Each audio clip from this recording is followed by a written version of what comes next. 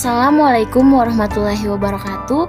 Perkenalkan, nama saya Windy Fitriani, program studi Perbankan Syariah semester 6. Baiklah, pada video ini saya akan memaparkan beberapa materi mengenai analisis laporan keuangan guna memenuhi tugas ujian tengah semester dengan dosen pengampu Bapak Muhammad Imran SE MAK. Materi pertama yang akan saya jelaskan di sini yaitu mengenai analisis laporan keuangan. Masuk pada pengertian laporan keuangan, di mana laporan keuangan adalah suatu laporan hasil dari proses akuntansi yang dapat digunakan sebagai alat komunikasi antara data keuangan atau aktivitas suatu perusahaan dengan pihak-pihak yang berkepentingan dengan data atau aktivitas perusahaan tersebut. Tujuan laporan keuangan memberikan informasi aktiva, kewajiban, pendapatan, biaya, perubahan, kinerja manajemen, catatan, dan informasi lainnya. Dalam laporan keuangan, terdapat beberapa jenis-jenis laporan keuangan. Yang pertama itu laporan laba rugi, yang kedua laporan perubahan ekuitas, yang ketiga neraca, yang keempat laporan arus kas, dan yang terakhir adalah catatan atas laporan keuangan. Dalam laporan keuangan juga terbagi beberapa prinsip dan konsep akuntansi. Yang pertama ada prinsip akuntansi. Prinsip akuntansi ini dibagi menjadi 5 prinsip. Yang pertama prinsip biaya histori, yang kedua prinsip pengakuan pendapatan, yang ketiga ada prinsip berpasangan, yang keempat prinsip konsistensi, dan yang terakhir yaitu prinsip pengangkutan secara lengkap. Sedangkan konsep akuntansi terbagi menjadi 5 konsep juga. Yang pertama ada konsep kesatuan usaha, yang kedua konsep kelangsungan hidup, yang ketiga konsep harga pokok, keempat konsep satuan pengukuran, dan yang terakhir adalah konsep periode waktu. Terakhir, pada materi laporan keuangan terdapat keterbatasan dari laporan keuangan tersebut, di mana yang pertama, laporan keuangan yang bersifat historis, yaitu merupakan laporan atas kejadian yang telah lewat. Karenanya, laporan keuangan tidak dapat dianggap sebagai satu-satunya sumber informasi dalam proses pengambilan keputusan. Yang kedua, laporan keuangan bersifat umum dan bukan dimaksudkan untuk memenuhi kebutuhan pihak tertentu. Yang terakhir, proses dari penyusunan laporan keuangan tersebut tidak luput dari penggunaan taksiran dan berbagai pertimbangan. Masuk pada materi yang kedua, yaitu mengenai laporan neraca. Definisi dari laporan neraca itu tersebut menurut Munawir mendefinisikan neraca adalah laporan sistematis tentang aktiva, hutang, serta modal dari suatu perusahaan pada suatu saat tertentu. Jadi, tujuan neraca adalah untuk menunjukkan posisi keuangan suatu perusahaan pada suatu tanggal tertentu, biasanya pada waktu di mana buku-buku ditutup dan ditentukan sisanya pada suatu akhir tahun fiskal atau tahun kalender. Komponen-komponen dari laporan neraca yaitu terbagi menjadi 3. Yang pertama di sini ada aset yang merupakan manfaat ekonomis yang sangat mungkin diperoleh atau dikendalikan oleh suatu perusahaan pada saat yang akan datang sebagai akibat dari transaksi atau kejadian masa lalu.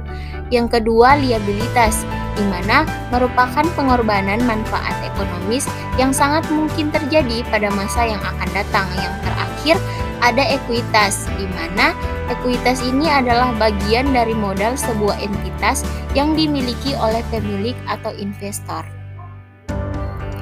Materi terakhir yaitu mengenai manfaat laporan neraca. Yang pertama, memberikan gambaran tentang posisi keuangan perusahaan pada suatu titik waktu tertentu. Yang kedua, membantu dalam pengambilan keputusan investasi. Yang ketiga, menunjukkan kemampuan perusahaan untuk memenuhi kewajiban finansial.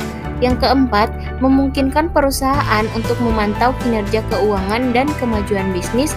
Dan yang terakhir yaitu menunjukkan bagaimana perusahaan memperoleh dan menggunakan sumber daya. Materi ketiga yaitu mengenai laporan laba rugi.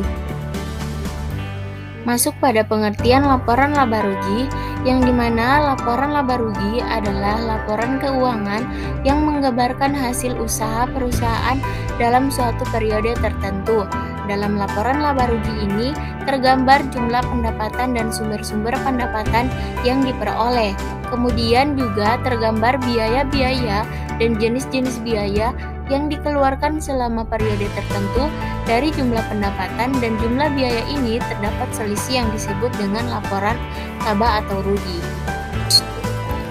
Lanjut pada unsur-unsur laporan laba rugi, yang pertama yaitu penghasilan atau income yang diartikan sebagai kenaikan manfaat ekonomi dalam bentuk pemasukan atau peningkatan aktiva ataupun penurunan kewajiban yang menyebabkan kenaikan ekuitas selain yang berasal dari kontribusi pemilik perusahaan selama periode tertentu yang dapat disubklasifikasikan menjadi pendapatan dan keuntungan. Masih pada unsur-unsur laporan laba rugi, yang kedua yaitu beban atau expense yang diartikan sebagai penurunan manfaat ekonomi dalam bentuk arus keluar, penurunan aktiva atau kewajiban yang menyebabkan penurunan ekonomis yang tidak menyangkut pembagian kepada pemilik perusahaan selama periode tertentu dapat disubklasifikasikan menjadi beban, kerugian, dan selisih antara total dan penghasilan.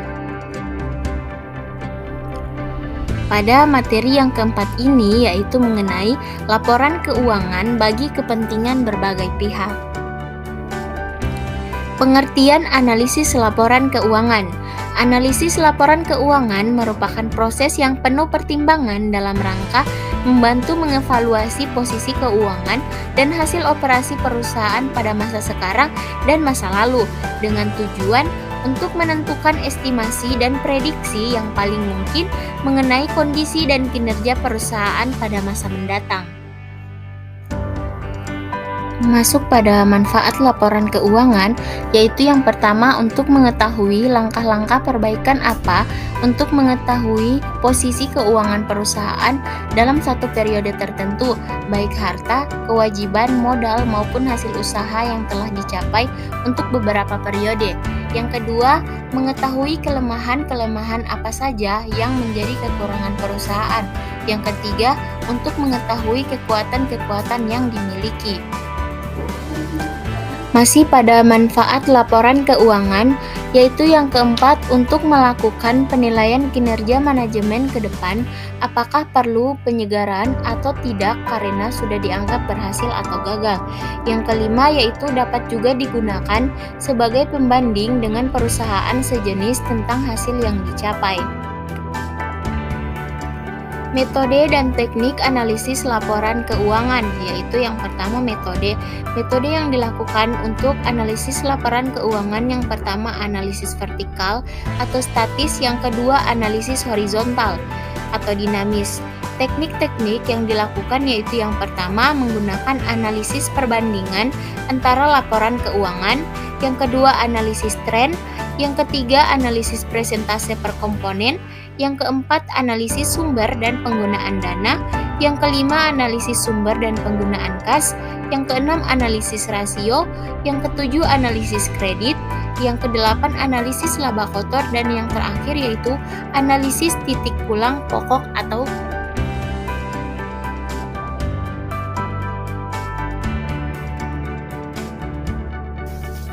definisi modal kerja. Modal kerja adalah aset lancar yang digunakan oleh perusahaan untuk mendukung kegiatan operasi perusahaan sehari-hari, seperti persediaan barang, piutang dagang, dan kas. Modal kerja juga merupakan investasi dalam kas, surat-surat berharga, piutang, dan persediaan dikurangi hutang lancar yang digunakan untuk melindungi aktiva lancar. Modal kerja juga disebut manajemen keuangan jangka pendek. Sumber modal kerja yang pertama yaitu hasil operasi perusahaan, di mana jumlah net income yang nampak dalam laporan perhitungan rugi laba ditambah dengan depresiasi dan amortisasi. Jumlah ini menunjukkan jumlah modal kerja yang berasal dari hasil operasi perusahaan. Yang kedua, keuntungan dari penjualan surat-surat berharga. Surat berharga yang dimiliki perusahaan untuk jangka pendek atau marketable securities adalah salah satu elemen aktiva lancar yang segera dapat dijual dan akan menimbulkan keuntungan bagi perusahaan.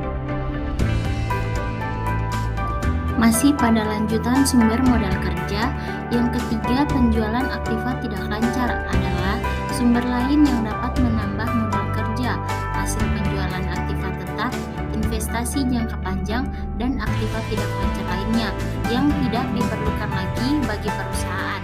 Perubahan dari aktiva ini menjadikan kas atau piutang akan menyebabkan bertambahnya modal kerja sebesar hasil penjualan tersebut. Yang keempat yaitu penjualan saham atau obligasi, yaitu untuk menambah dana atau modal kerja yang dibutuhkan. Perusahaan dapat pula mengadakan emisi saham baru atau meminta kepada para pemilik perusahaan untuk menambah modalnya. Di samping itu, perusahaan dapat juga mengeluarkan obligasi atau bentuk hutang jangka panjang lainnya guna memenuhi kebutuhan modal kerjanya. Materi keenam atau materi terakhir yaitu mengenai analisis sumber dan penggunaan kas. Pengertian dari analisis sumber dan penggunaan kas, di mana juga dikenal sebagai analisis arus kas atau cash flow analysis, merupakan proses evaluasi aliran kas masuk dan keluar suatu entitas selama periode waktu tertentu. Analisis ini memberikan wawasan penting tentang kesehatan keuangan entitas, likuiditas, dan kemampuan untuk menghasilkan dan menggunakan kas dengan efektif. Poin-poin kunci atau poin-poin penting yang terdapat dalam analisis sumber dan penggunaan kas. Yang pertama yaitu arus kas bersih, di mana adalah selisih antara total arus kas masuk dan total arus kas keluar selama periode tertentu. Jika arus kas bersih positif, itu menunjukkan bahwa entitas menghasilkan lebih banyak kas daripada yang digunakan, yang dapat menandakan kesehatan keuangan yang baik.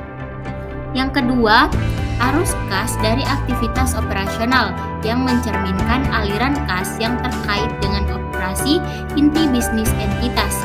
Ini termasuk penerimaan kas dari penjualan produk atau layanan, pembayaran kas kepada pemasok, pembayaran gaji kepada karyawan, dan penerimaan atau pembayaran bunga. Analisis arus kas dari aktivitas operasional membantu mengevaluasi kemampuan entitas untuk menghasilkan kas dari operasinya sendiri. Lanjut pada poin kunci atau poin penting dalam analisis sumber dan penggunaan kas.